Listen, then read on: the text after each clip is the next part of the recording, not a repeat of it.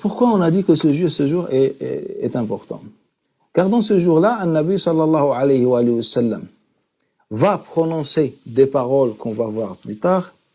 Dans ce jour, un Nabi sallallahu alayhi wa sallam demande aux compagnons de lui permettre, en lui rapportant un livre ou bien une feuille, d'écrire son dernier testament pour qu'on soit à l'abri de tout égarement. Il le dit Nabi sallallahu alayhi wa sallam, alors on lui a pas donné ce qu'il a demandé.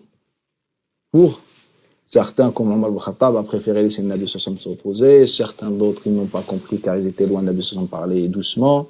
Etc. Et c'est pour ça, Abdullah ibn Abbas nous dit Inna ar-raziyata kulla ar-raziyya ma hala bayna rasulillahi wa bayna kitabih. C'est pour ça, Abdullah ibn Abbas, à la fin de son récit, il nous dit, et il répétait souvent cette parole, Abdullah ibn Abbas, dans sa vie. Inna ar-raziyata kulla ar-raziyya. C'est la catastrophe et toute catastrophe lorsqu'on a empêché, ou bien ce qui a empêché le Nabi sallallahu alayhi wa sallam d'écrire sa lettre. C'est-à-dire, le fait que le Nabi sallallahu alayhi wa sallam n'a pas pu écrire son dernier testament était une catastrophe. Et ce qu'il a dit Abdullah ibn Abbas était vrai. Car le Nabi sallallahu alayhi wa sallam nous a dit, je vous écris un testament.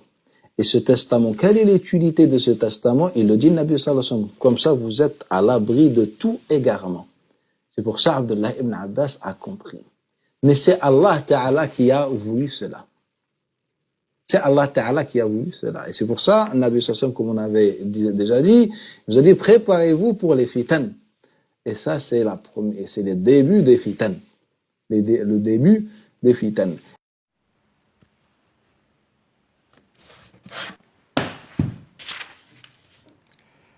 Hadith 114. Quand les souffrances du prophète devinrent plus vives, il s'écria qu'on m'apporte de quoi écrire afin que je vous mette par écrit ce qui vous préservera de l'erreur après moi.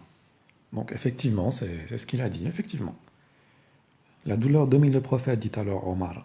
Nous avons le livre d'Allah qui nous suffit.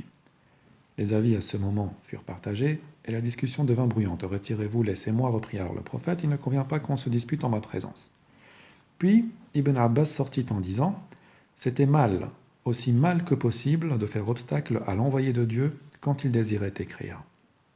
Et ceci, ça a été mal traduit, plus ou moins mal traduit, car en arabe, Ibn Abbas yaqul inna ar-raziyya kulla ar-raziyya ma hal bayna rasulillah sallallahu alayhi wa sallam, il n'y a pas alihi, c'est moi qui le rajoute, wa bayna kitabihi. C'est-à-dire, la catastrophe, toute la catastrophe réside dans ce qui a fait obstacle entre le messager de Dieu et ce qu'il désirait écrire, et son écrit.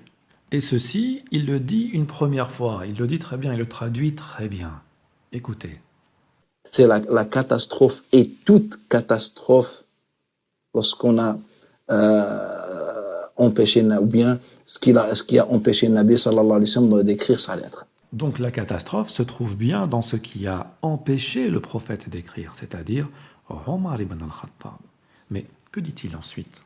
C'est-à-dire, le fait que le Nabi sallallahu alayhi wa sallam n'a pas pu écrire son dernier testament était une catastrophe. Et là, non. C'est là qu'on n'est plus d'accord. Ce n'est pas le fait que le prophète n'a pas pu écrire qui est une catastrophe.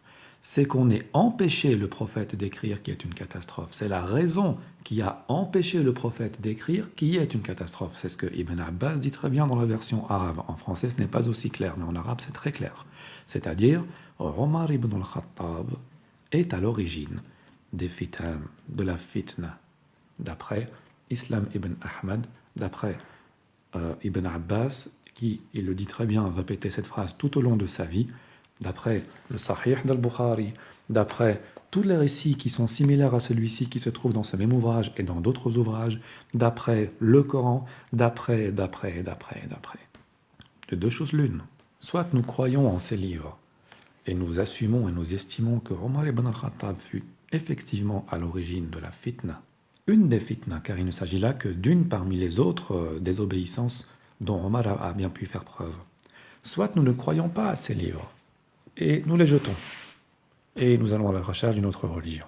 Et ça, c'est le début des fitan. Et ce qu'il a dit Abdullah ibn Abbas était vrai.